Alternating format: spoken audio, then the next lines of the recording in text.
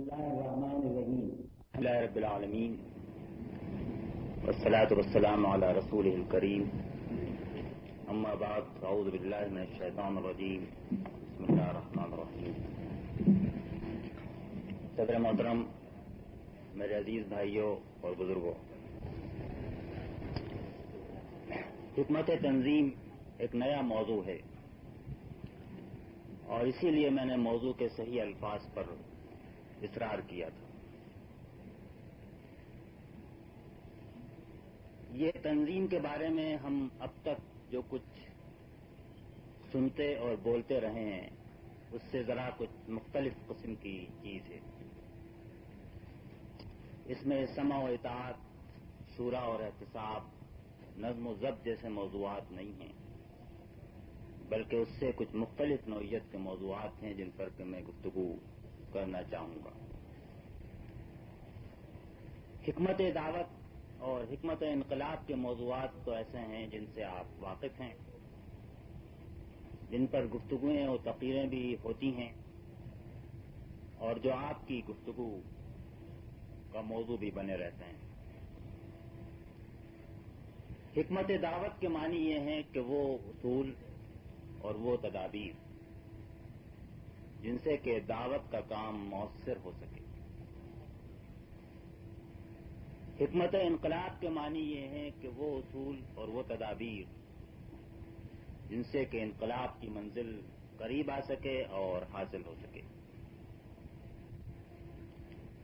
اس لحاظ سے حکمت تنظیم کے معنی یہ ہوں گے کہ وہ اصول اور وہ تدابیر جن سے تنظیم اپنے مقاصد کے حصول کے لیے مؤثر اور کارگر ہو سکے.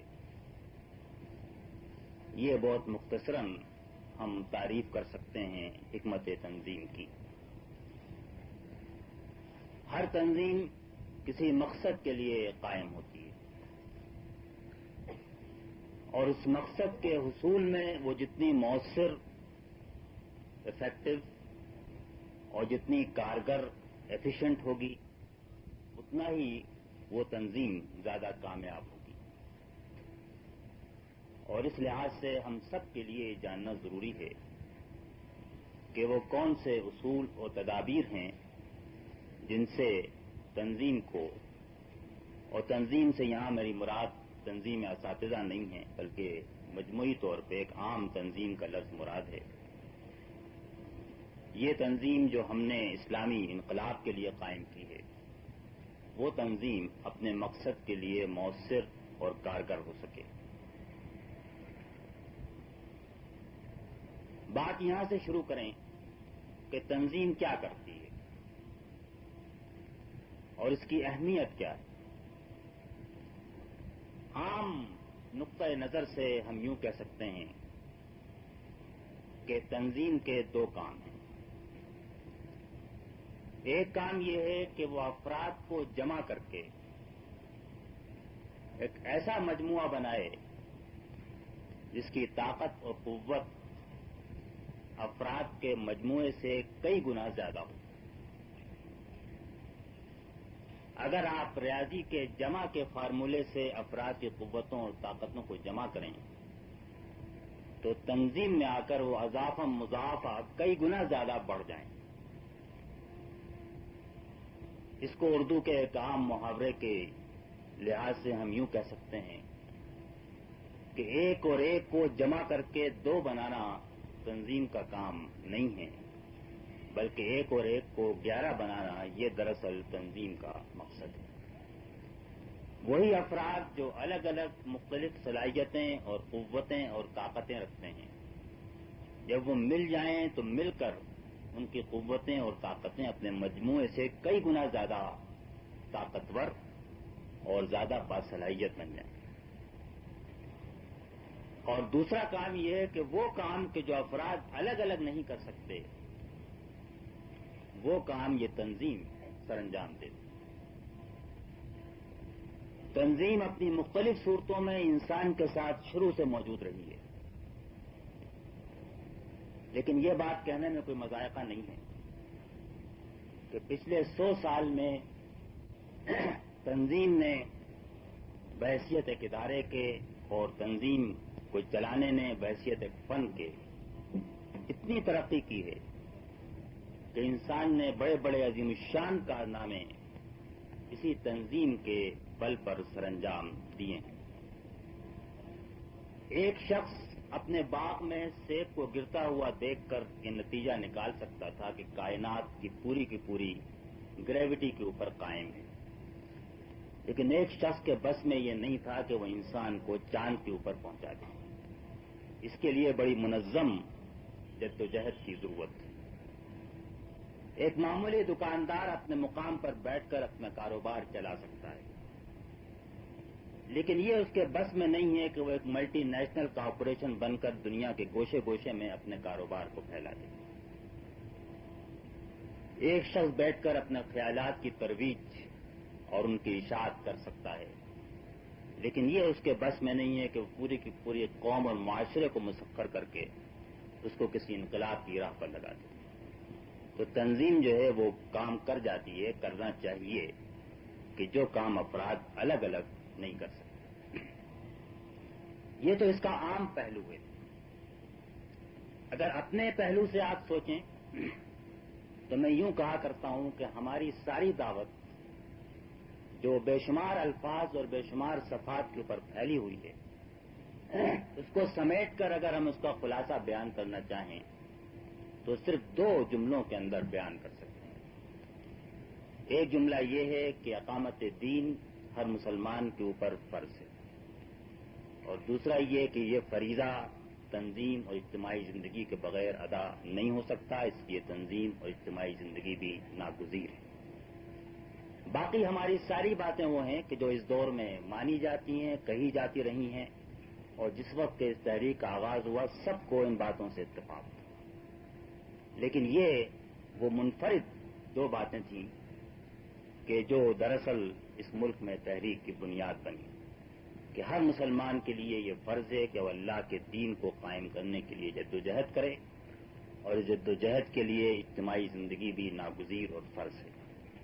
इस लिहाज से ये तंजीम हमारे लिए एक बुनियाद के पत्थर की हैसियत रखती है, और हमने ये जानबूझकर ही ये बात कही है कि इनफरादी तौर पर खा कितने ही काम हो सकें, लेकिन अकामत दीन का काम और इस्लामी इनकलाब का काम तंजीम के बगैर मुमकिन नहीं है। तो दीनी लिहाज से, तहरीकी लिहाज से ये तंजीम की अहमियत है।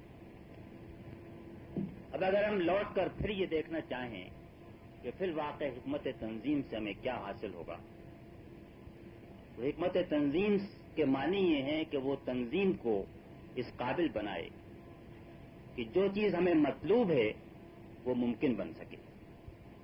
बहुत सारे ख्वाब इंसान देखता है, बहुत सारी तमन्नाएं और आरजुएं रखता है, वो मुमकिन नहीं होती। तंजीम का काम ये है कि उन ख्वाबों को, उन आरजुओं को, उन तमन्नाओं को मुमकिन बनाए, और मुमकिन से बढ़ाकर उनको एक हकीकत बना दे। जो चीज नामुमकिन नजर आती है वो मुमकिन बन जाए, और जो चीज मुमकिन बन जाए फिर वो हकीकत का रूप धार ले। दूसरी बात यह है कि ये काम ज्यादा से ज्यादा तेज रफ्तारी के साथ, इसमें कोई हम रफ्तार का तयन नहीं करते, लेकिन जितनी भी तेज रफ्तारी से ये काम होगा उतना ही तंजीम ज्यादा मौसर और कारगर होगी।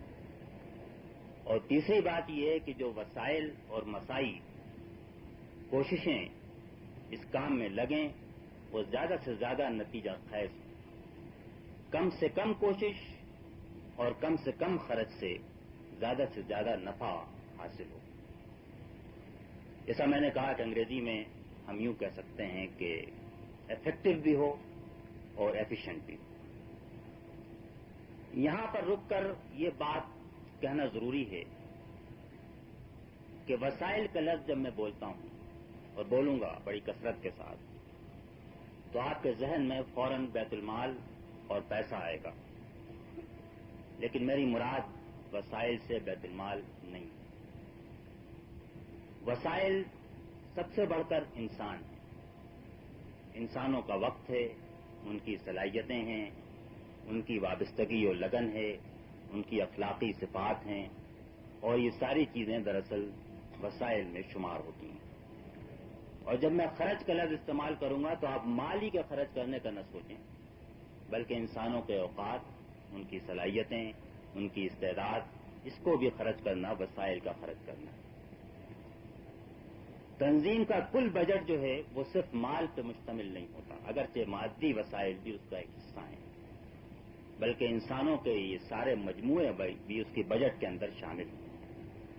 مثلا آپ یہ کہیں کہ اس تربیت گاہ پر کتنے وسائل لگے تو شاید آپ چند ہزار روپے نکال کر حساب دیں گے، لیکن میرے خیال میں اس میں کم سے کم 2500-3000 ہزار دن کے وسائل جو ہیں اس تربیت گاہ کے اوپر خرچ ہوئے ہیں۔ اور اسی لحاظ سے ابھی میں جیسا آگے چل کے گفتگو کروں گا، وسائل کے معنی اوقات، صلاحیتیں، قوتیں، توجہات، وابستگی، لگن، یہ ساری چیزیں انسانوں کی وسائل کے اندر شامل ہیں۔ اگر تنظیم مؤثر نہ ہو اور وہ حکمت میسر نہ ہو جس سے کہ تنظیم کو مؤثر کیا جا سکے، تو اس کا امکان ہے کہ وسائل موجود ہوں اور کام نہ ہو، بینک کے اندر سرمایہ موجود ہو اور نفع نہ ہو، وہ کسی کاروبار میں نہ لگ سکے، بھاگ دوڑ اور کوشش بھی ہو، اس کے بعد بھی نفع نہ ملے۔ میں اگر کاروبار اور نفع کی اصطلاحات استعمال کر رہا ہوں تو اس سے بھی آپ گھبرائیں نہ، اس لیے کہ یہ ان سے بات کو سمجھنا بھی آسان ہے، اور یہ خالص قرآن مجید کا استعارہ ہے کہ جو بے اور شراء اور تجارہ، ان الفاظ سے اس پورے کاروبار، دینی کام کو تعبیر کرتا ہے۔ تو اگر آج کی ہم بزنس اور کارپوریشنز کی مثالیں لیں تو یہ بالکل عین قرآن مجید کے بیان کے مطابق ہوں گی۔ اس لیے جب میں کہتا ہوں کاروبار میں روپیہ بینک میں لگا رکھا رہے اور وہ نفع نہ دے، یا کاروبار میں لگایا جائے اور پھر بھی نفع نہ دے، تو یہ دراصل اس کے معنی یہ ہے کہ انسانوں کے مجموعے کو جہاد کے کام میں کے لیے جمع ہو جائے اور وہ اس کام میں نہ لگے، اور لگے بھی تو جہاد کی منزل جو ہے وہ قریب نہ آئے۔ یہ دراصل اسی بات کو کہنے کا ایک معروف پیرایا ہے جو قرآن مجید نے خود بار بار استعمال کیا ہے۔ آگے بڑھنے سے پہلے ایک اور بات کی بھی وضاحت ضروری ہے جو ذہن میں رکھنا لازمی ہے۔ تنظیم بہت مختلف نوعیت اور قسموں کی ہو سکتی ہے، اور جب میں نے کہا تھا کہ حکمت تنظیم وہ ہے جس کے ذریعے تنظیم اپنے مطلوب مقصد کو ممکن اور حقیقت بنا سکے، کم سے کم وقت میں اور کم سے کم وسائل کے ساتھ بنا سکے، تو اس کا انحصار اس پر ہے کہ تنظیم کا مقصد کیا ہے۔ مقصد کے لحاظ سے، نوعیت کے لحاظ سے تنظیموں کی بے شمار قسمیں کی گئی ہیں، وہ اس وقت زیر بحث نہیں ہیں۔ صرف میں ایک تقسیم آپ کے سامنے رکھوں گا، اس لیے کہ وہ میری گفتگو سے متعلق ہے۔ ایک قسم کی تنظیمیں وہ ہوتی ہیں جو چلتے ہوئے اداروں اور کاموں کو چلانے کے لیے ضروری ہوتی ہیں۔ اردو میں اس کو کیا کہا جائے گا، میں اب تک اس کا مناسب ترجمہ تلاش نہیں کر سکا، لیکن انگریزی میں ہم یوں کہہ سکتے ہیں کہ مینٹیننس آرگنائزیشنز ہوتی ہیں۔ ایک تنظیمیں وہ ہوتی ہیں جن کے سامنے مینٹیننس سے زیادہ ترقی، ڈیولپمنٹ، ارتقاء، ایوولوشن اور پیش رفت، تحریک اور موومنٹ ہوتی ہے۔ ان کو میں موومنٹ آرگنائزیشن کہوں گا۔ یہ دو قسم کی ہم نے جو تنظیموں کی تقسیم کی ہے یہ بڑی اہم ہے۔ تو یہ دو الگ الگ قسم کی ہم نے جو تقسیم کی ہے، اس کے یہ معنی نہیں ہیں کہ کوئی تنظیم خالص مینٹیننس کی تنظیم ہو سکتی ہے اور کوئی تنظیم خالص موومنٹ کی تنظیم ہو سکتی ہے۔ یہ دونوں چیزیں ہمیشہ ملی جلی موجود رہیں گی۔ کسی کام کو آگے بڑھانے کے لیے اور پیش رفت کرنے کے لیے کسی ڈھانچے کو برقرار رکھنا ضروری ہوگا۔ جب تک کوئی ڈھانچہ موجود نہ ہو جس کے بل پر آگے تعمیر ہو، آگے پیش رفت ہو، تو وہ ڈھانچہ آگے نہیں بڑھ سکتا۔ اور جو ڈھانچہ بھی بنے گا کسی چیز کو برقرار رکھنے کے لیے، اگر وہ جاندار ہوگا تو وہ بھی سال بہ سال یہ تو سوچے گا ہی کہ میں کیسے اپنے آپ کو بہتر بناؤں۔ تو یہ نہیں ہے کہ یہ بالکل ایسی کوئی تقسیم ہے جس میں دونوں بالکل الگ الگ ہو جائیں۔ لیکن تنظیم کے مقاصد کی نوعیت کے لحاظ سے ان دونوں کے تناسب کے اندر فرق واقع ہوتا جائے گا۔ تو دراصل ہماری جو اسلامی تحریک ہے یہ ایک تحریکی تنظیم ہے۔ اس کے سامنے چلتی ہوئی چیزوں کو چلانا مقصود نہیں ہے، اس کے سامنے مقصود پیش رفت ہے، اس کے سامنے مقصود معاشرے کو مسخر کرنا ہے، اس کے سامنے مقصود پھیلنا اور گرفت میں لینا ہے، اس کے سامنے مقصود غالب ہونا ہے۔ اور اس لحاظ سے اس کے پاس جو انسانی وسائل ہیں اور جو افراد کی صلاحیتیں ہیں، اسی وقت یہ تنظیم کارگر اور مؤثر کہی جائے گی جبکہ وہ اپنے اس مقصد اصلی میں کامیابی کے قریب پہنچے یا اس کو کسی درجے میں حاصل کرے۔ اور اگر اس کو حاصل نہ کرے تو خواہ وہ بظاہر کتنی ہی مضبوط اور پھیلی ہوئی تنظیم نظر آئے، وہ مؤثر اور کارگر تنظیم نہیں کہی جا سکتی۔ پھر ایسا ہوگا کہ تنظیم کے پاس وسائل ہوں گے اور وہ نرے وسائل رہیں گے، جس طرح ایک سست تاجر کے پاس بینک کے اندر لاکھوں روپیہ پڑا رہے اور تجارت کے مواقع آتے رہیں اور ان کو کھوتا رہے اور سمجھے کہ میں تو بہت مالدار ہوں، لیکن فی الواقع وہ اس مقصد کو پورا نہیں کر رہا جو کہ سرمایہ کا مقصد ہے۔ یا یہ کہ وہ کوشش بھی کرے، اس سرمایہ کو لگائے بھی، لیکن اپنی غفلت سے، اپنی لاپرواہی سے، اپنی نادانی سے یا اپنی کوتاہی سے نفع حاصل کرنے میں کامیاب نہ ہو۔ اگر حالات، ماحول، معاشرہ، مشیت خود راہ میں حائل ہو جائیں تو وہ الگ بات ہے، لیکن اگر اپنا قصور و خامی ہو تو پھر ہم کہیں گے کہ یہ تاجر اپنے مقصد میں ناکام ہے۔ اسی طرح تحریکی تنظیم اگر انسانی وسائل کو اسلامی انقلاب کی منزل قریب لانے میں نہیں لگا پاتی یا لگاتی ہے تو اپنی کوتاہی سے ان کو ضائع کرتی ہے ان کے وسائل کو، تو ہم یہ کہہ سکتے ہیں کہ یہ تنظیم غیر مؤثر اور غیر کارگر، ان افیکٹو اور ان ایفیشینٹ ہے۔ اور اگر وہ اس میں کامیاب ہوتی ہے، خواہ کسی درجے میں بھی ہو، تو اسی درجے تک ہم اس کو مؤثر، افیکٹو اور کارگر، ان ایفیشینٹ کہہ سکتے ہیں۔ اس تمہیدی بیان کے بعد اب میں آپ کے سامنے وہ چند اصول و تدابیر بیان کروں گا جو کہ اس حکمت تنظیم کا میری نظر میں حصہ ہیں۔ ان اصول و تدابیر میں 3 اصول بالکل بنیادی ہیں جو تنظیم کو مؤثر رکھنے کے لیے اس حکمت عملی کا لازمی حصہ ہونا چاہیے۔ پہلا اصول یہ ہے کہ تنظیم کے لیے اس کا مقصد اس کے لیے جان اور روح کی حیثیت رکھتا ہے۔ یہ مقصد ہمیشہ شعور میں واضح رہے، نگاہیں اسی کے اوپر مرکوز رہیں، وسائل اور اقدامات اور مساعی اسی کی خاطر ہوں۔ یہ پہلا اصول ہے جو تنظیم کو مؤثر بنانے کے لیے لازمی اور ناگزیر ہے۔ آپ کہیں گے کہ یہ تو بڑی آسان بات ہے، ہمارا مقصد ہمارے دستور میں لکھا ہوتا ہے، ہمارے لٹریچر میں موجود ہے، ہر اجتماع، ہر تربیت گاہ میں ہم اس کو بار بار دہراتے ہیں، تو آخر یہ اتنی اہم بات کیوں ہے کہ اس کو آپ سب سے پہلے اصول کے طور پر پیش کر رہے ہیں؟ میں اس بات کو اس لیے رکھ رہا ہوں کہ یہ کوئی انہونی بات نہیں ہے کہ دستور میں لکھے ہوئے مقاصد موجود ہوں، زبانوں پر بھی مقاصد کا تذکرہ ہو، لیکن یہ کہ تنظیم فی الواقع اس مقصد کو اپنی نگاہوں سے اوجھل کر چکی ہو، یا وہ مدھم ہو چکا ہو، یا اس میں تغیر واقع ہو گیا ہو، یا اس میں کوئی آمیزش ہو گئی۔ وہ لوگ کہ جنہوں نے اپنے لٹریچر میں یہ تشبیہات پڑھی ہیں کہ قافلہ عازم پشاور ہو اور اس کے اوپر کراچی کا بورڈ لگا ہوا ہو، وہ کیسے اس بات سے غافل ہو سکتے ہیں کہ یہ حادثے تنظیموں اور تحریکوں کو پیش آ سکتے ہیں کہ سائن بورڈ دستور کے اندر تقریروں میں، کتابوں میں کچھ اور لگا ہو اور مساعی اور کوششیں اور سمت کچھ اور ہو جائے۔ اسی لیے نبی کریم صلی اللہ علیہ وسلم نے اور قرآن مجید نے جو چیز ہم کو تکرار محسوس ہوتی ہے، وہ دراصل اسی صحیح مقصد اور صحیح منزل کا تذکیر اور اعادہ مکے کی زندگی کے پہلے دن سے لے کر اور مدینے کی زندگی کے آخری دن تک کیا، اس لیے کہ یہ وہ بات ہے جس سے کوئی تنظیم، کوئی تحریک غافل نہیں ہو سکتی۔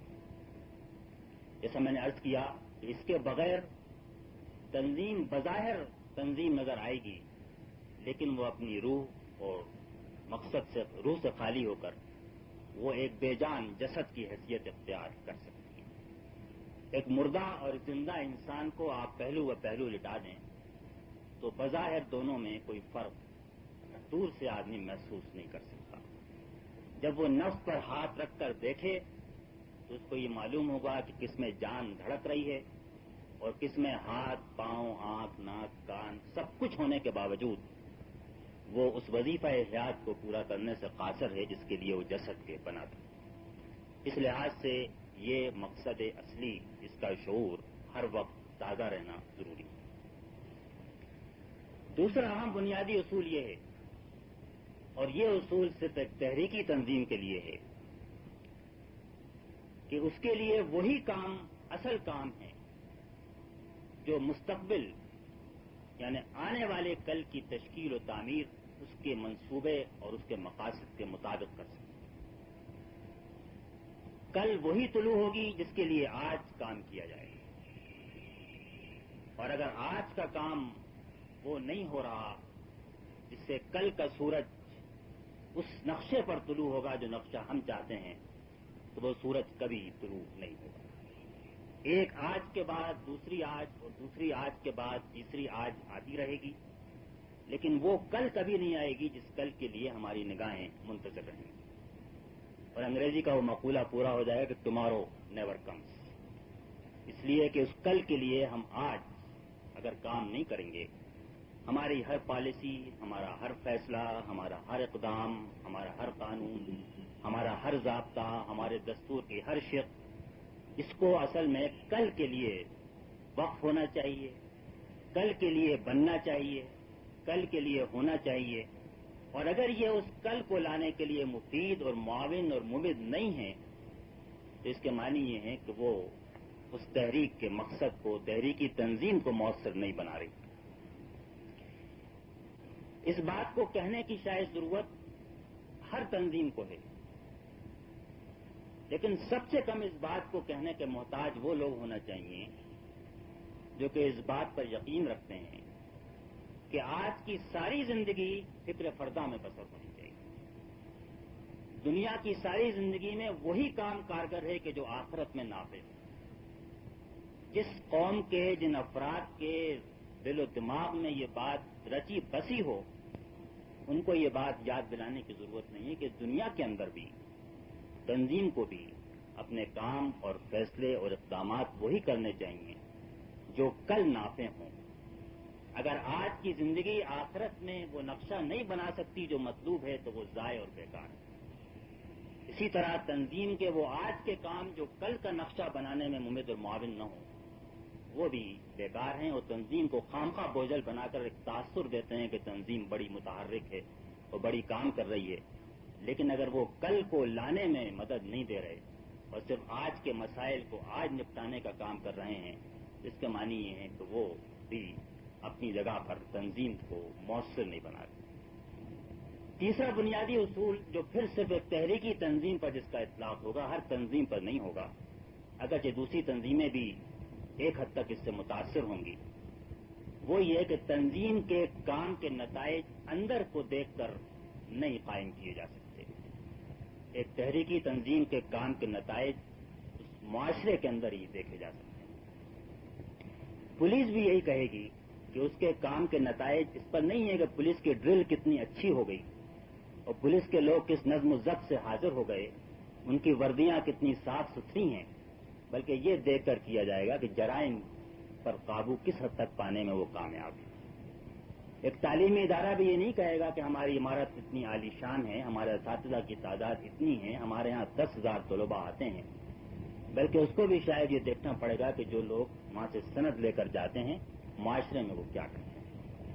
اسی طرح ایک تحریکی تنظیم تو ہرگز بھی اس بات پر مطمئن نہیں ہو سکتی کہ ہمارے اجتماع میں بہت لوگ آ گئے، ہماری تربیتگاہ کامیاب ہو گئی، ہم نے بڑے اچھے رسالے نکال لیے، اس لیے کہ ان کے نتائج وہی معتبر ہوں گے کہ جو معاشرے کے اندر نمودار ہوں۔ تو تو یہ تیسرا اصول ہے بنیادی حکمت تنظیم کا۔ اب اس کے بعد پھر میں 7 اصول اور تدابیر آپ کے سامنے ایسی پیش کروں گا جو انہی سے نکلتے ہیں۔ یہ 3 جڑیں ہیں، یہ اس کی 7 شاخیں ہیں، اس میں کچھ اصول بھی ہیں، کچھ تدابیر بھی ہیں، جن کو اگر آپ ملحوظ رکھیں اور عملی جامہ پہنائیں تو آپ ان کو اپنے لیے یقیناً مفید پائیں گے۔ پہلی بات جو ہے وہ یہ ہے کہ تنظیم کو خود مقصد نہ بننے دیں۔ میں نے جو بات کہی تھی کہ مقصد اصلی پر نگاہ مرکوز رہے، اس میں آمیزش بھی ہو جاتی ہے، تغیر بھی ہوتا ہے، یہ نگاہوں سے اوجھل بھی ہوتا ہے، تو سب سے بڑا خطرہ جو کسی تنظیم کو پیش آ سکتا ہے وہ یہ ہے کہ تنظیم فی نفس ہی خود ہی مقصود بن جائے۔ اس کے پھر معنی یہ ہوتے ہیں کہ وہ چیز کہ جو ایک ذریعے کے طور پہ بنائی گئی ہے، جس کا کام یہ ہے کہ معاشرے کو مسخر کرے، اسلامی انقلاب کی منزل کو قریب لائے، اس کی اپنی سروس میں اور اس کی اپنی خدمت کے اندر لوگ مصروف ہو جاتے ہیں۔ یہ چیز جو ہے یہ خاص طور پہ ایک دینی تنظیم میں اس لیے پیش آ سکتی ہے کہ ایک تو بات یہ ہے کہ تنظیم ایک لازمی ناگزیر شے ہے، اس کو ہم رد نہیں کر سکتے، مسترد نہیں کر سکتے، اس کو چھوڑ نہیں سکتے۔ دوسرے وہ خود بھی ایک مقدس چیز ہے، اور دینی اداروں پر یہ کیفیت اکثر طاری ہوتی ہے کہ وہ تنظیمیں، وہ مراسم، وہ ادارے جو مقاصد کے لیے قائم کیے جاتے ہیں وہ خود اپنی جگہ پر مقصد بن جاتے ہیں۔ مثلا نماز کا معاملہ ہے، نماز کا مقصد اقیم الصلاۃ لذکری قرآن نے واضح کیا ہے، لیکن اب نماز کی حاضری اور مسجد خود اپنی جگہ پر ایک مقصد ہے، اس کی روح اور جان نکل چکی، اور وہ روح اور جان اس لیے نہیں نکلی کہ نماز کی جگہ کوئی دوسری عبادت آ کے بیٹھ گئی، بلکہ خود وہ عبادت فی نفس سے ہی مقصود بن گئی، اور اس سے آگے جو منزلیں ہیں ان سے نگاہیں جو ہیں وہ ہٹ گئیں۔ تو اس کا حقیقی امکان موجود ہے، خاص طور پہ ایک دینی تنظیم کے لیے۔ اس کی علامات جو ہیں اس میں سے ایک علامت تو بڑی صاف اور واضح ہے، اور وہ علامت یہ ہے کہ تنظیم کے پاس جو وسائل ہیں ان کا ایک حصہ لازماً تنظیم کی خدمت اور تنظیم کو چلانے کے لیے لگتا ہے، اور ایک حصہ اس مقصد کی خاطر کہ پیش رفت ہو، پھیلیں، مسخر کریں، اس کے لیے لگتا ہے۔ اور جب تنظیم خود مقصد بننا شروع ہوتی ہے تو سب سے پہلے یہ تناسب بگڑنا شروع ہوتا ہے۔ وہ حصہ جو تنظیم کی خدمت میں لگتا ہے وہ بڑھتا جاتا ہے، اور وہ حصہ کہ جو تنظیم کے مقصد اور پیغام کو پھیلانے کے لیے لگنا چاہیے وہ گھٹتا جاتا ہے، اور یہ تناسب بالآخر الٹنا شروع ہوتا ہے۔ بالکل ابتدا میں جب 2 آدمی کام کرتے ہیں تو ان کے وقت کا شاید صرف 1% حصہ تنظیم پر جاتا ہے، اور باقی 99% حصہ جو ہے وہ پھیلنے اور توسیع اور غلبے کی جدوجہد میں جاتا ہے۔ یہ بالکل لازمی ہے، اس سے انکار نہیں ہو سکتا کہ جب لوگ بڑھیں گے تو تناسب تو بڑھے گا، تنظیم بڑھے گی، زیادہ وسائل لے گی، لیکن بالآخر یہ وسائل اپنی فطری مقام سے ہٹ جاتے ہیں، اور جب ہٹ جاتے ہیں تو تنظیم جو ہے وہ مؤثر، اس کی تاثیر میں کمی واقع ہونا شروع ہو جاتی ہے۔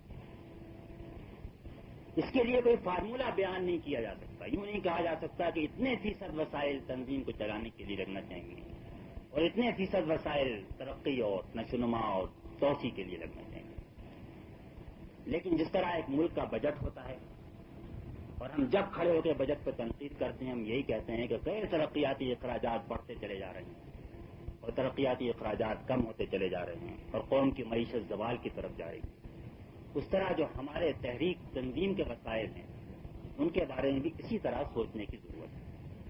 کوئی بھی غیر ترقیاتی اخراجات کی نفی نہیں کرے گا، لیکن ہر ایک یہ چاہے گا کہ یہ کم سے کم ہوں اور زیادہ سے زیادہ وہ اخراجات ہوں۔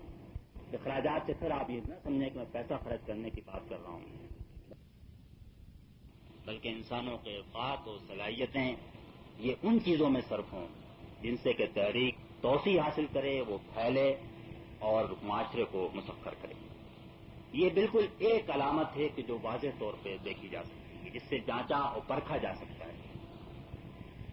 دوسری علامت یہ ہے کہ پھر پیش رفت کے بجائے تنظیم اپنے مقام پر کھڑے ہو کر وسائل کو خرچ کرتی رہے۔ اس کو میں ایک چھوٹی سی مثال سے آپ کو سمجھاؤں گا جس سے شاید بات آپ کی سمجھ میں آئے کہ اگر ایک موٹر کار ہے تو موٹر کار کا مقصد یہ ہے کہ وہ راستے پر چل کر اپنی منزل پر پہنچے.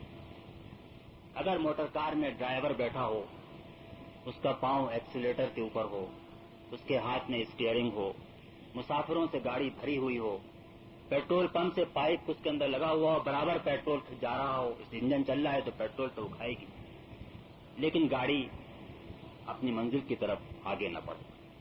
اس کے معنی اب گاڑی خود مقصود بن گئی. لوگ بیٹھے ہیں، جھاڑ پونچھ کر رہے ہیں، آئلنگ کر رہے ہیں، سروس کر رہے ہیں، پیٹرول بھی بھر رہے ہیں، مسافر بھی بیٹھے ہوئے ہیں، ڈرائیور بھی موجود ہے، اور بظاہر ہر سامان اس بات کی نشاندہی کر رہا ہے کہ یہ بڑی مضبوط اور بڑی عمدہ گاڑی ہے جو اپنے مقام پر کھڑی ہوئی ہے. لیکن اگر وہ پیش رفت نہ کرے تو اس کے معنی یہ کہ وہ گاڑی خود مقصود ہے، منزل جو ہے وہ مقصود نہیں ہے. یہ دو علامتیں ہیں جن پر آپ کبھی بھی جانچ کر پرکھ کر دیکھ سکتے ہیں کہ ان خطرے سے ہم کتنا قریب ہیں اور کتنا دور. حکمت عملی کا دوسرا اصول یہ ہے کہ ایک سیدھا سادہ سوال کرنے کی ہمت اور جرت تنظیم کو ہونی چاہیے. یہ سوال بڑا سیدھا ہے اور اس کو کرنا بڑا مشکل ہے، اور اس کو کرنے کے لیے بڑی ہمت کی ضرورت ہے.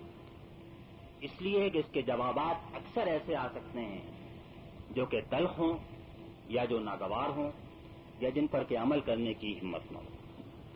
اور وہ سوال سادہ مختصر سوال ہے، کیوں؟ جو کچھ بھی ہم کر رہے ہیں کیوں کر رہے ہیں؟ یہ کیوں کا سوال ہم کرنے سے بچتے بھی ہیں. بڑے بڑے پروگرام منصوبے بناتے ہیں اور پہلے یہ نہیں سوچتے کہ کیوں کر رہے ہیں. بڑے بڑے کام کر جاتے ہیں اور یہ نہیں سوچتے کہ ہم نے کیوں کیا. یہ کیوں کا سوال جو ہے یہ ایک چھوٹی سے چھوٹی چیز سے لے کر خواہ ایک سرکولر نکالنا ہو، ہفتے وار اجتماع کرنا ہو، کوئی رسالہ نکالنا ہو، کوئی تربیت گاہ کرنی ہو، یا ملکگیر پیمانے پر کوئی انقلابی مہم چلانا ہو، یا بین الاقوامی سطح پر کوئی منصوبہ بندی کرنا ہو.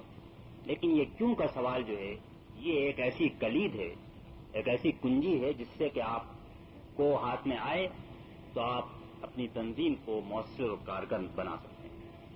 اور یہ ہر وقت کرنے کی ضرورت ہے. ہر وقت سے میرا مطلب یہ ہے کہ کسی کام کو شروع کرنے سے پہلے بھی، اس کو کرتے ہوئے بھی، اور اس کو ختم کرنے کے بعد بھی. اور اس کے ساتھ ساتھ یہ ہر چیز کے بارے میں کرنے کی ضرورت ہے. جو کام کے روز کرنے کے ہیں ان کے بارے میں روز کرنے کی ضرورت ہے. جو کام کے بہت ہی بنیادی حیثیت رکھتے ہیں ان کے بارے میں بھی وقفے وقفے کے بعد کیوں کرنے کی ضرورت ہے.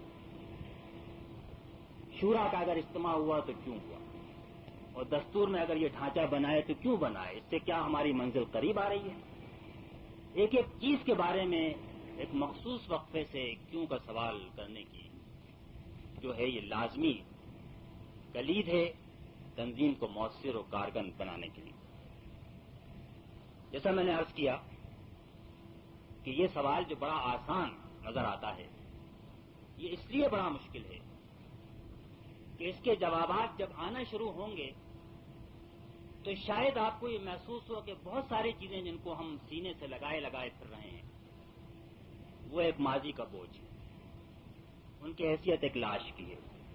اگر ہم ان کو ہمت و جرت کے ساتھ اٹھا کر پھینک دیں اور نئی راہیں تلاش کریں تو شاید ہمارا قافلہ اپنی منزل کی طرف زیادہ تیزی کے ساتھ آگے بڑھ سکتا ہے. لیکن ایک باپ اپنے بیٹے کی لاش کو بھی آخر وقت تک اپنے گھر سے نکلنا اس کا گوارا نہیں کرتا.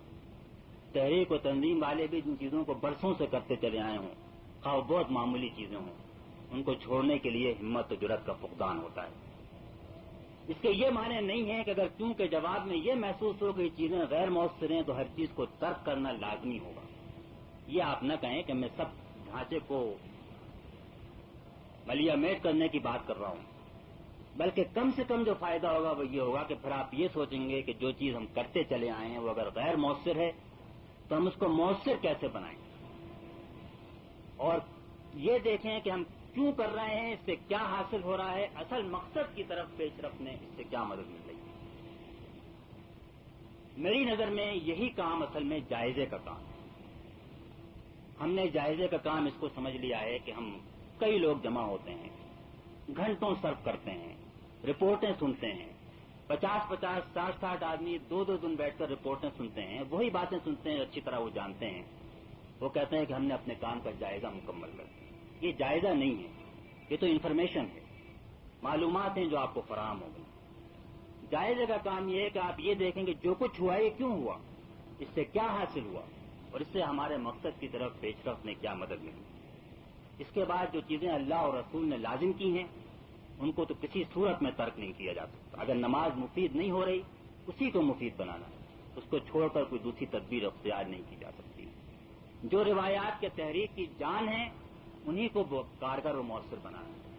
لیکن اس کے علاوہ انسان کی بنائی ہوئی کوئی چیز اتنی مقدس نہیں ہے کہ اس کو ترک نہ کیا جا سکے, اس میں ترمیم نہ کی جا سکے, اس میں تغیر نہ کیا جا سکے.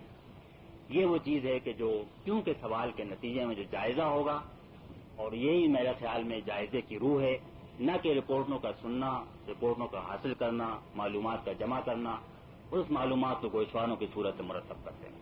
یہ جائزہ نہیں ہے, جیسا میں نے کہا یہ انفارمیشن پروسیسنگ ہے, یہ معلومات کی ڈیٹا بیس ہے.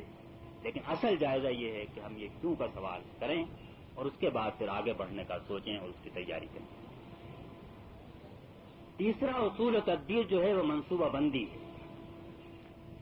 منصوبہ بندی کا لفظ ہماری زندگی کے اندر بڑا عام ہے, اس لیے یہ بتانے سے پہلے کہ منصوبہ بندی سے میرا مطلب کیا ہے, یہ کہنا شاید زیادہ ضروری ہے کہ منصوبہ بندی کیا نہیں ہے. بعض دفعہ یہ جان لینے سے کہ چیز کیا نہیں ہے یہ سمجھنا آسان ہوتا ہے کہ وہ کیا ہے. منصوبہ بندی اس بات کا نام نہیں ہے کہ کاموں کی ایک فہرست مرتب کر لی جائے. ایک تربیت گاہ, 2 ضلعی اجتماعات, 4 ہفتے میں, مہینے میں 4 دفعہ تبلیغی وفود کی روانگی, بس یہ کاموں کی ہم نے ایک فہرست مرتب کی اور منصوبہ بن گیا. یہ تو ایک کاموں کی فہرست ہے, پروگرام ہے, یہ پلان نہیں ہے. پلان پروگرام میں تھوڑا سا فرق ہے. کیے ہوئے کاموں کو کرتے چلے جانا بھی منصوبہ بندی نہیں ہے. جو کام کے پچھلے سال منصوبے میں شامل تھے بیٹھ کر ان سب کو پھر شامل کر دیں تو یہ کام منصوبہ بندی میں شمار نہیں ہوگا. اور تیسری بات یہ ہے کہ خواہشات اور تمناؤں کا نام بھی منصوبہ نہیں. دعوت کو تیز کر دو, تربیت کو اور زیادہ کرو, پھیل جاؤ, یہ منصوبہ نہیں ہے, یہ آپ کی خواہشات ہیں. اور خواہشات کبھی عملی جامہ پہنتی ہیں اور کبھی نہیں پہنتی ہیں. منصوبہ وہ ہے کہ جو واضح طور پہ یہ طے کرے کہ کیا کرنا ہے, تو کس طرح یہ میں ابھی تھوڑی دیر میں آپ کے سامنے گفتگو کروں گا. کیوں کا سوال کا جواب دینے کے بعد منصوبے کے اندر دراصل 4 سوال ہیں کہ جن کا جواب دینے کی ضرورت ہے. لیکن جیسا میں نے پہلے کہا, میں عرض کر چکا ہوں کہ کیوں کا سوال تو سب سے بنیادی اور سب سے کلیدی سوال ہے کہ جو کیا جانا چاہیے. ایک یہ کہ کیا کرنا ہے, دوسرے یہ کس طرح کرنا ہے, تیسرے یہ کہ کون سے وسائل درکار ہوں گے, اور چوتھے یہ کہ وہ کہاں سے فراہم ہوں گے. آپ کو کوئی چھوٹا سا کام کرنا ہو, ایک تقریر ریکارڈ کرنی ہو, اس سے بڑا کام ہو ایک تربیت گاہ کرنا ہے, اس سے ہی بڑا کام ہو پورے اساتذہ پاکستان کے اندر اس تنظیم کو پھیلا دینا ہو. لیکن یہ 4 سوال کا جواب بالکل بنیادی طور پہ آپ کو دینا ہوگا. کیا کرنا ہے, کس طرح کرنا ہے, کون سے وسائل کی ضرورت ہوگی اور وہ کس طرح فراہم ہوں گے. ورنہ ہو سکتا ہے کہ آپ جیبیں ٹٹولتے رہیں, کام کرنے کو موجود ہے, وسائل موجود نہیں, آپ نے سوچا ہی نہیں تھا کہ اس چیز کی ضرورت بھی پڑ سکتی ہے. تو منصوبے کے اندر یہ 4 چیزیں شامل ہونا ضروری ہیں. کیوں کے سوال کے بعد کہ کیا کرنا ہے, کس طرح کرنا ہے, کن وسائل کی ضرورت ہوگی اور وہ کس طرح فراہم ہوگی. دوسرے الفاظ میں ہم یوں کہہ سکتے ہیں کہ منصوبہ دراصل مستقبل کی طرف پیش قدمی کا نام ہے. جو بات میں شروع سے میں نے عرض کی تھی کہ منصوبہ آج صبح سے لے کے شام تک جو کام کر لینا ہے ان کی فہرست کا نام نہیں ہے. منصوبہ اس بات کا نام ہے کہ آج وہ میں کون سے کام کروں جن سے کہ مستقبل اور کل میری مرضی کے مطابق بنے. تو مستقبل کی طرف پیش قدمی کرنے کے لیے واضح اقدامات کرنے کا نام منصوبہ ہے. اس منصوبہ بندی کے اندر بہت ساری چیزیں شامل ہیں. لیکن میں اس میں سے چند اہم چیزوں کی طرف آپ کی توجہ مبذول کروں گا۔ پہلی بات یہ ہے کہ منصوبہ بنانے کے لیے پھر یہ بات ناگزیر ہے کہ آپ کے بارے میں آپ کے پاس مستقبل کا ایک اندازہ موجود ہے۔ اس کو انگریزی میں کہیں گے کہ آپ غیب کا علم تو نہیں رکھتے، لیکن انسانی استطاعت کی حد تک آپ یہ فور کاسٹ کرنے کے قابل ہوں کہ کل کیا ہو سکتا ہے، کون سے حریف ہیں کل وہ کہاں پر ہوں گے، اور کون سے حلیف ہیں جو کل کہاں پر ہوں گے، اور کون سے مخاطبین ہیں جو کل کون سی صورت اختیار کریں گے۔ اس کا کوئی اندازہ کیے بغیر کوئی منصوبہ بن نہیں سکتا۔ مستقبل کے اندازے قائم کیے بغیر یہ سوچنا کہ کاموں کی فہرست بنانا ہی منصوبہ بندی ہے، یہ خام خیالی ہے۔ تو مستقبل کے اندازے، دشمن کے اندازے، دوستوں کے اندازے، اس کے بغیر منصوبہ بندی نہیں ہو سکتی۔ دوسری بات یہ ہے کہ آپ کے سامنے کل کام کا اندازہ ہونا چاہیے، ورنہ آپ ایک قدم سے دوسرا قدم شاید اٹھاتے رہیں، لیکن اصل منزل سے اتنی ہی دور رہیں جتنا کہ شروع میں تھے۔ آپ کہیں کہ آج 2 ارکان تھے، اب 3 ہو گئے، اب 5 ہو گئے، اب 7 ہو گئے۔ یہ جو ہے یہ ان تنظیموں کا کام تو ہو سکتا ہے جو کہ مینٹیننس آرگنائزیشن ہوں، لیکن جن کے سامنے کوئی منزل ہو، ان کے سامنے اس منزل کا پورا اندازہ ہونا چاہیے۔ آپ میں سے کتنوں کو معلوم ہے کہ میرے ضلع میں کتنے اساتذہ ہیں؟ آپ میں سے کتنوں کو یہ معلوم ہے کہ ہمارے ضلع میں کتنے اسکول، کتنے کالج، ان میں کتنے طلباء ہیں؟ بہت سے عمرائے اجزاء میں سے کتنوں کو یہ معلوم ہے کہ ہمارے ضلع کی آبادی کتنے ہیں، اس میں سے بااثر لوگ کون ہیں اور بے اثر لوگ؟ اور کون یہ سوچتا ہے کہ آج سے 10 سال کے بعد ہی وہی ماشاءاللہ جو آج لگا تھا وہی لگے گا، اور کیا ہم پر اس سے اسی طرح عہدہ برا ہوں گے جس طرح اب تک ہوتے رہے ہیں، یا ہمارے پاس کوئی نئی پلان ہوگی؟ تو یہ جو ہے مستقبل کے اندازے یہ لازمی و ناگزیر ہیں، اور کل کام کا اندازہ جو ہے دوسرا میں نے کہا وہ ضروری ہے، یعنی کام کا جو ٹارگٹ ہے، پھر اس میں سے جو پوٹینشیل ممکن ہے، پھر اس میں سے جو پاسبل یعنی ممکن ہے، یہ سارے اندازے نگاہوں کے سامنے ہوتے ہیں۔ اس کے بغیر منصوبہ بندی نہیں ہوتی، اور زندہ قومیں اسی طرح 20-25 سال کے اندازے لگا کر اس کا غور اور پلاننگ کرتے ہیں۔ ابھی اسلامی تحریکیں بالکل ابتدائی دور میں ہیں، لیکن بڑی بڑی طاقتوں کے پاس وہ سیل موجود ہیں جو اس امکانی خطرے سے نپٹنے کی تیاری کرنا ہے جو ممکن ہے آج سے 25-30 سال بعد پیش آ جائے۔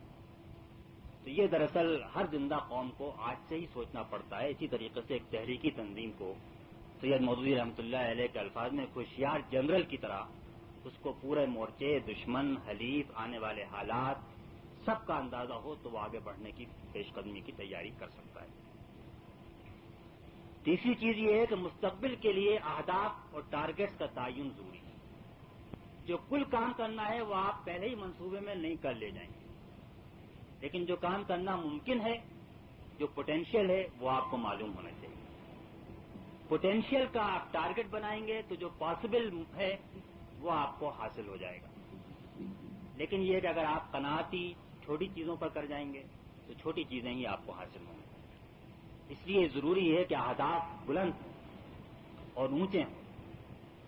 جو اونچے اور بلند اہداف رکھنے سے قاصر ہیں وہ جماعتیں اور قومیں دنیا کے اندر کبھی اوپر نہیں ہو سکتی۔ جو ہمیشہ تھوڑی مدت کے لیے تھوڑی چیزیں حاصل کرنے پر قانع ہو جائیں ان کے قدم کبھی آگے نہیں بڑھ سکتے۔ اس کے بعد چوتھی چیز یہ ہے کہ ترجیحات کا قائم کرنا بڑا ضروری ہے۔ کسی وقت بھی ایسا نہیں ہو سکتا کہ جو کام آپ کرنا چاہیں گے اس کے لیے آپ کے پاس پورے وسائل موجود ہوں گے۔ یہ انسانی زندگی میں ایک بالکل ناممکن شے ہے، اور اگر آپ کام اس لیے کرتے چلے جائیں گے یہ کام تو بڑا اچھا ہے اور یہ کام تو بڑا ضروری ہے اور اس کام کا تو بڑا تقاضا ہے، تو کاموں کا بوجھ تو لگتا چلا جائے گا، لیکن یہ کہ تنظیم جو ہے وہ بوجھل اور غیر مؤثر ہوتی چلی جائے گی۔ اس لیے ترجیحات قائم کرنا ناگزیر اور لازمی ہے، اور ترجیحات کے اندر بھی مشکل یہ نہیں ہے کہ ہم کو یہ معلوم نہیں ہوتا کہ کون سا کام زیادہ اہم ہے اور کون سا کام کم اہم ہے۔ ہوتا یہ ہے کہ ہم میں نہیں کہنے کی جرأت اور ہمت نہیں ہوتی۔ جو کام کے پسند آ جائے ہم کہیں کہ نہیں یہ ہم نہیں کریں گے، اس لیے کہ ہمارے پاس اتنے وسائل نہیں ہیں، جس کام کا مطالبہ ہو جائے ہمیں یہ کہنے کی ضرورت ہو کہ نہیں یہ ہم کام اس وقت نہیں لے سکتے، جب تک یہ نہیں کہنے کی ضرورت نہ ہو اس وقت تک ترجیحات قائم نہیں ہو سکتی۔ اور آخری چیز یہ جو میں شروع میں نے مختصراً عرض کی، اب میں اس کو ذرا تفصیل سے بیان کروں گا کہ جو کچھ بھی آپ طے کریں اس کو فیصلے کی صورت دینا ضروری ہے۔ اور انگریزی میں تو یوں کہا گیا ہے کہ کچھ ڈبلوز ہیں، ان ڈبلوز کا جواب اگر فیصلے کے اندر شامل ہو، what, why, who, when, where, تو اس کے بعد فیصلہ عملی جامہ پہننے کے لائق بنتا ہے۔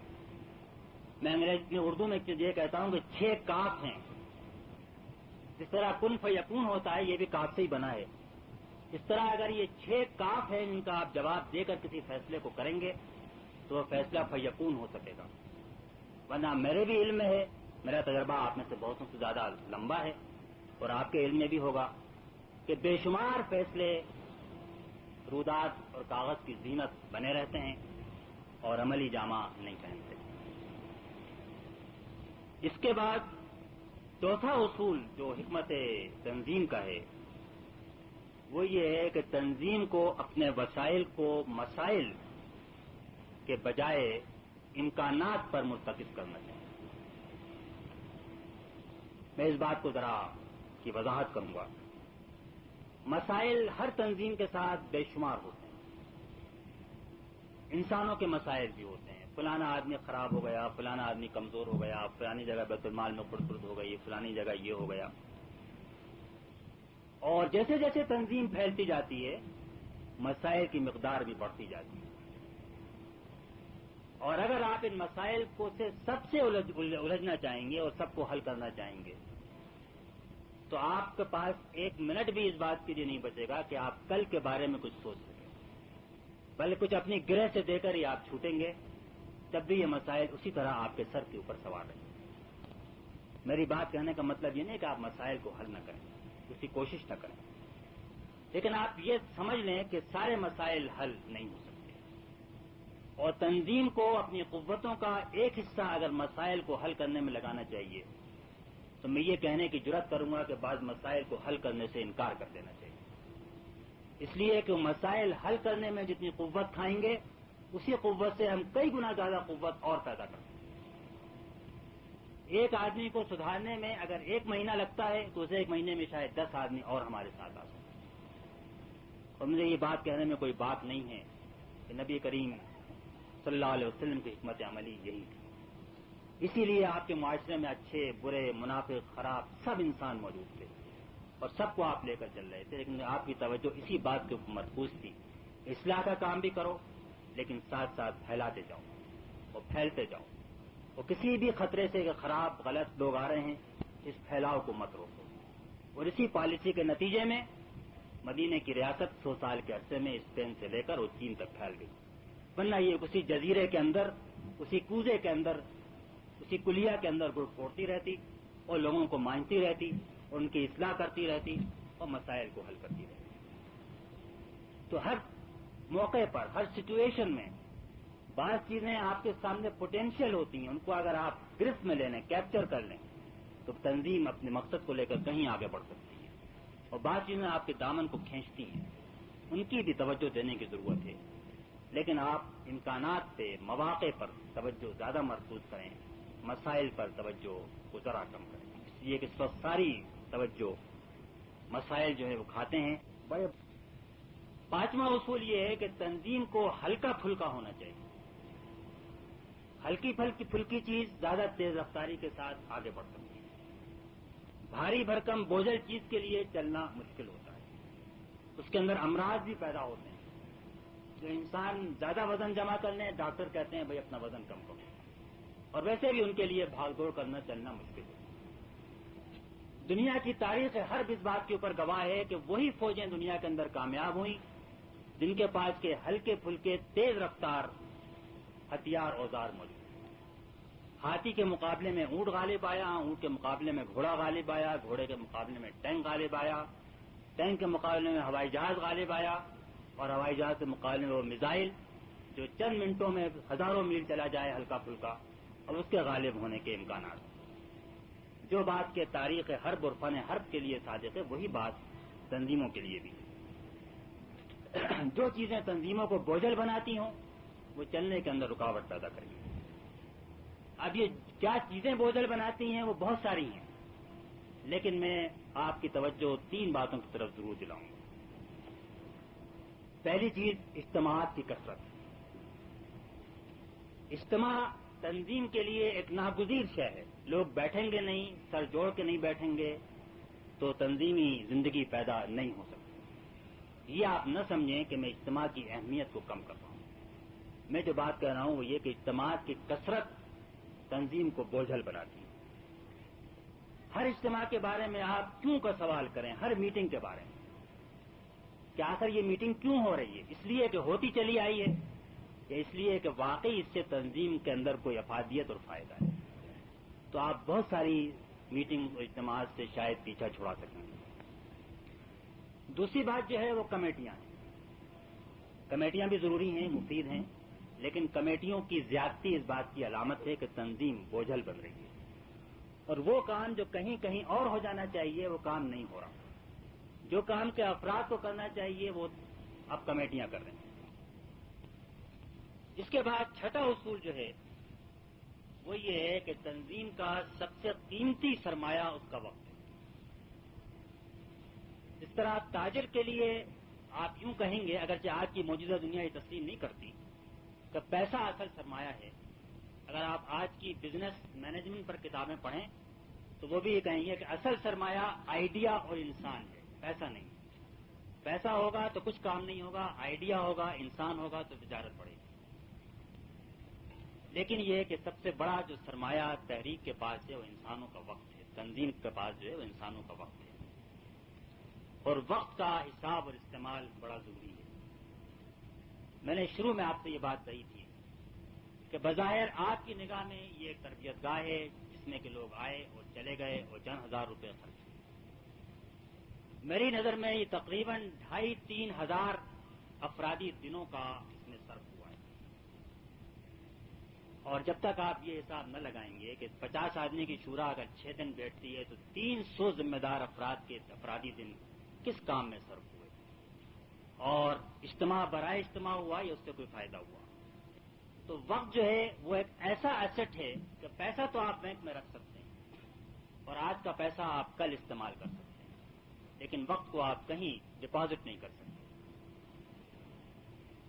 پیسہ آپ کے پاس نہ ہو آپ کہیں سے قرض مانگ کے خرچ کر سکتے ہیں، وقت آپ کہیں سے قرض پر لا کر خرچ نہیں کر سکتے. نہ اس کو آپ اسٹور کر سکتے ہیں، نہ ڈپازٹ کر سکتے ہیں، نہ بارو کر سکتے ہیں. یہ تو بس آیا اور گیا اور اسی وقت کے اندر وہ پیش رفت کرنا ہے جس سے منزل قریب آئے. تو سب سے بڑھ کر افراد کو بھی، لیکن افراد آج موضوع نہیں ہے، وہ کل ہوں گے. تنظیم کو سب سے بڑھ کر اس بات کی فکر کرنی چاہیے کہ اس کا جو اجتماعی وقت ہے اس کا استعمال کس طرح ہو رہا ہے. آپ کے ہاں ایک مرکزی آڈیٹر ہے اور وہ محنت کر کے یہ دیکھتا ہے کہ پیسہ کہاں سے آیا بیت المال میں اور کہاں گیا. آپ کو ایک ایسے آڈیٹر کی بھی ضرورت ہے جو یہ دیکھے کہ وقت کیسے آیا اور کہاں گیا اور اس کی آڈیٹنگ اور اس کا محاسبہ بیت المال کے پیسے کے محاسبے سے کہیں زیادہ ضروری ہے. پیسہ تو ہاتھ کا میل ہے، آئے گا چلا جائے گا، آج ضائع بھی ہوا کل بہت کچھ اور آ جائے گا. اللہ تعالیٰ جب چاہے گا بہت عطا کر دے گا، لیکن وقت وہ دوبارہ نہیں دے گا. جو وقت اس نے دیا ہے وہ جب چلا جائے گا وہ دوبارہ نہیں ملے گا. پیسہ ضائع ہوگا دوبارہ مل سکتا ہے لیکن وقت نہیں مل سکتا. ہم اس کے لیے بڑا اہتمام کرتے ہیں، بلکہ میں سمجھتا ہوں کہ گھنٹوں ضائع کرتے ہیں اس ایک ایک پیسے کے حساب پر. میں حساب کی نفی نہیں کر رہا، میں صرف مثال دے رہا ہوں آپ کو سمجھانے کے لیے. میں بھی حساب رکھتا ہوں، حساب کی میں حیرت میں ہوں کہ وہ تنظیم جس کو انقلاب لانا ہو وہ 60 گھنٹے اس بات میں کیوں صرف کرے گی کہ رپورٹ اکتوبر تک کی ہے، منصوبہ جنوری سے ہے، تو آخر ہم حساب کیسے کریں؟ یہ وہ چیزیں ہیں کہ اصل میں وقت کا حساب کرنا ضروری ہے اور تنظیمی وقت کا حساب کرنا ضروری ہے. اور 7ویں چیز جو ہے وہ یہ ہے کہ اجتہاد کی قوت اور صلاحیت کسی بھی حکمت کو نافذ کرنے کے لیے ناگزیر ہے. اجتہاد کے معنی یہ ہے کہ ہر وقت آپ یہ سوچ سکیں. اب تک میں نے کافی سوچنے اور کرنے کی آپ کے سامنے دعوت دی ہے اور سوچ کے آپ نئی راہیں نکال سکیں اور نئی صورتحال پیدا ہو تو اسے نپٹنے کے لیے آپ کے پاس نئے منصوبے موجود ہوں، اور پرانے مسائل ہوں تو ان سے نپٹنے کے لیے بھی آپ کے پاس اتنی قوت اجتہاد ہو کہ آپ وہ پالیسیاں وضع کر سکیں کہ بعد میں آپ کا بار بار وقت ضائع نہ ہو۔ ایک ہی مسئلہ ہر سال سر اٹھا کر کھڑا ہوتا ہے، ہم پھر گھنٹوں صرف کرتے ہیں، اس کو حل کرتے ہیں۔ اس کے معنی ہم ایسی پالیسی بنانے سے قاصر ہیں کہ ایک اصول سے ہی مسئلہ جب پیدا ہو وہ حل ہوتا چلا جائے گا، اس اجتہاد سے قاصر۔ نئی نئی صورتحال پیدا ہوتی ہے تو ہم اجتہاد اگر نہ کریں گے تو ٹھٹر کر رہ جائیں گے، ماضی کے بوجھ تلے دب جائیں گے۔ میں سب فقہ اور شریعت کی بات نہیں کر رہا، میں حکمت تنظیم کی بات کر رہا ہوں، میں زندہ معاشروں کی بات کر رہا ہوں۔ میں ایک مثال دوں گا کہ مسلمانوں نے عراق کی سرزمین فتح کی، یہ ایک نئی صورتحال تھی۔ اب تک کے جو رائج تصورات، قوانین، اصول تھے، ان کے لحاظ سے زمین کو فاتحین کے درمیان تقسیم ہو جانا چاہیے۔ اس وقت کا حکمراں اگر اجتہاد کی قوت سے عاری ہوتا تو اسلامی حکومت آئندہ برسوں بہترین وسائل سے محروم ہوتی اور عراق کے اوپر ایک بدترین جاگیرداری سسٹم نافذ ہو جاتا۔ 3 دن مسجد نبوی میں بحث کر کے ایک نئی رائے یہ نکالی گئی کہ نہیں، یہ تقسیم نہیں کی جائے گی۔ یہ بڑا زبردست اجتہاد ہے جس سے کہ معیشت کا اور سیاست کے رخ پر اس سے گہرے اثرات پڑے۔ لیکن اگر وہ اس پر لگے بندے رہتے کہ نہیں، فے کے بارے میں تو یہی اصول ہو گیا، اب اس سے ہٹا نہیں جا سکتا، تو وہ جماعت ایک زندہ تہذیب بن کر دنیا کے اندر غالب نہیں ہو سکتی۔ جو بات کہ بڑی جماعتوں، بڑی تہذیبوں کے لیے صحیح ہے، وہی بات چھوٹی جماعتوں اور چھوٹی گروہوں کے لیے بھی ضروری ہے۔ وہی بات بزنس کارپوریشنز کے لیے بھی ضروری ہے۔ کوئی تجارتی ادارہ جو آج سے 10 سال کے بعد مارکیٹ کا جائزہ لے کر اور آج اجتہاد کر کے نئی مصنوعات لانے کا منصوبہ نہیں بنا سکتا، اس کے حریف آ کر اس کو میدان سے ہٹا دیں، اس لیے کہ روز حالات بدلیں گے اور نئے نئے منصوبوں کی ضرورت پڑے گی۔ پھر یا تو وہ خالی میدان میں کھڑا ہوگا، اس کو سمجھ میں نہیں آئے گا کہ وہ کیا بیچے، یہ کیا کہے، یا کس بات کی دعوت دے، اور یا دوسرے حریف ہوں گے اس کا مال اچک کے لے جائیں گے یا ہائی جیک کر کے لے جائیں گے، تو وہ اس کے دعوے دار بن کے کھڑے ہو جائیں گے، اور وہ ششدر دیکھے گا کہ یہ میرا مال اب دوسروں کے ہاتھ میں ہے، میرے مارکیٹ دوسروں کے پاس ہیں، میرے کسٹمر دوسری دکانوں پر کھڑے ہوئے ہیں اور میرے پاس ان کو دینے کے لیے کچھ نہیں۔ تو اجتہاد، پیش بینی کے ساتھ اجتہاد کی صلاحیت، تبدیلی کی قوت، تغیر کی ہمت، یہ ضروری ہے۔ اجتہاد اس کے بغیر بیکار ہے۔ یہ میں نے صرف 7 اصول منتخب کر کے آپ کے سامنے پیش کیے ہیں۔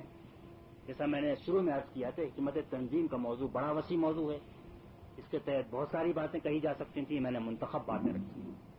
ہر بات اپنی جگہ پر بڑی تفصیل کی محتاج ہے، میں نے سمیٹ کر بات کی ہے، لیکن میں نے اس بات کی کوشش کی ہے کہ نظریاتی باتیں نہ کروں، اور میرا خیال یہ ہے کہ اگر آپ ان باتوں کو صرف ایک تقریر سمجھ کے نہ سنیں، بلکہ خواہ آپ ایک چھوٹے سے اسکول میں ہوں یا کالج میں ہوں یا گاؤں میں ہوں یا ضلع کی سطح پر ہوں یا ملک کی سطح پر ہوں، ان کو سامنے رکھ کے آپ ہمت و جرأت سے تبدیلیاں کریں اور ہمت و جرأت سے ان چیزوں کو نافذ کریں، تو جتنا آپ نافذ کریں گے، مجھے اس بات کا یقین ہے کہ جو تنظیم بھی جہاں بھی اسلامی انقلاب کے لیے کام کر رہی ہے وہ زیادہ مؤثر اور کارگر ہوتی چلی جائے گی۔